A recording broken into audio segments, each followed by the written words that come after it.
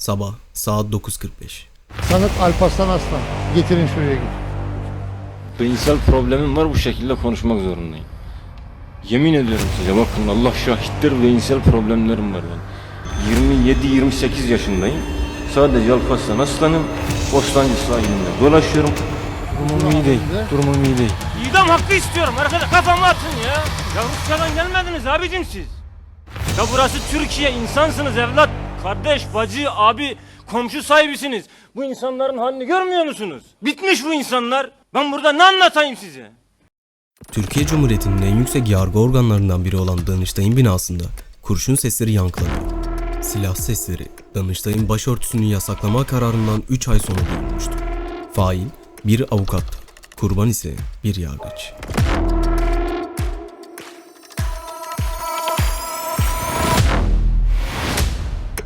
...2006 yılının 17 Mayıs sabahıydı. Ankara'nın merkezinde Necati Bey Caddesi üzerinde Danıştay binasına bir kişi girdi. Elinde sadece bir evrak çantası vardı. Kimliği avukat Alparslan Arslan. Avukat kimliğiyle hiçbir aramaya takılmadan üst kata çıktı.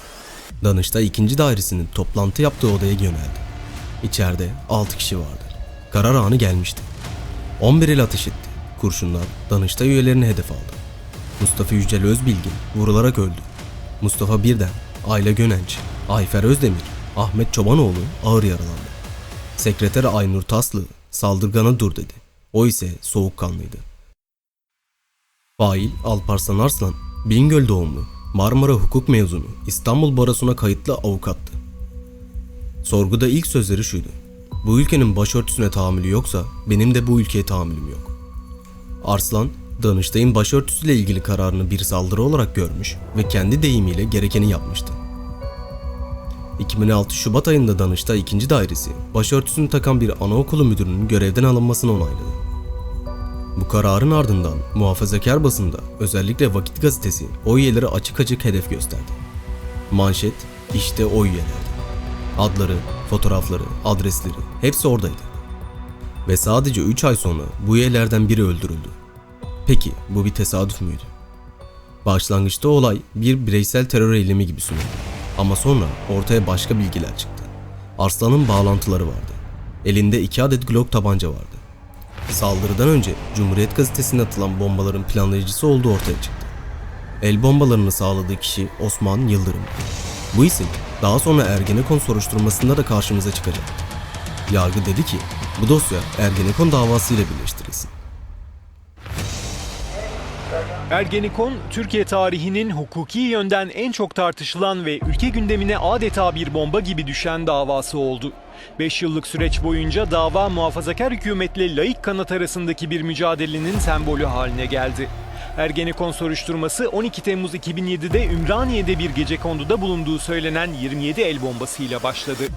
Neredeyse bir sene sonra tamamlanan soruşturmanın ardından ilk iddianame 14 Temmuz 2008'de mahkemeye sunuldu. Soruşturma kapsamında gözaltına alınan ve 48'i tutuklanan 85 şüphelinin yer aldığı iddianameyi İstanbul Cumhuriyet Başsavcısı Aykut Cengiz Engin açıkladı.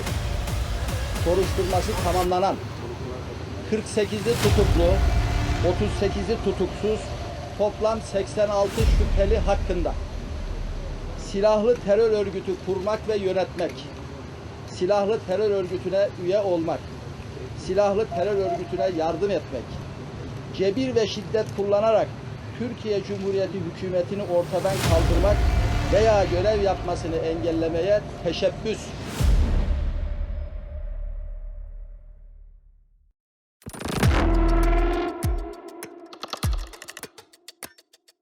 ...2008'de Yargıtay, Danıştay saldırısını Ergenekon davasıyla birleştirdi.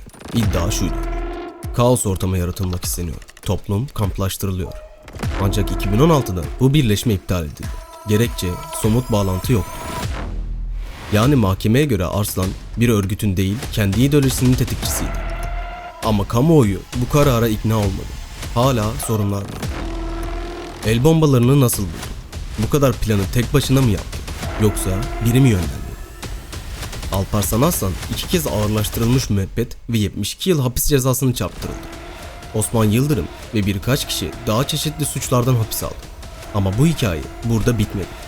2023 yılında Alparslan Arslan cezaevindeki hücresinde ölü bulundu. Resmi açıklama intihar ettiydi. Ama bazıları konuşması istenmedi diyordu. Bu saldırı Türkiye'de laiklik tartışmasının kırılma noktalarından biri oldu. Yargı bağımsızlığı konuşuldu. Devlet kurumlarının güvenliği sorgulandı. Siyasi kamplaşma derinleşti. Danıştay üyeleri sonraki yıllarda şunu söyledi: o gün sadece biz değil, Cumhuriyete ateş edildi. 2006 Danıştay saldırısı sadece bir terör eylemi değil. O, Türkiye'nin laiklik, hukuk ve ideolojik gerilim üçgeninde yaşandığı en karanlık anlardan biriydi. Kurşun sadece bir yargıç değil, bir sisteme hedef aldı ve biz hala o kurşunun yankısını duyuyoruz.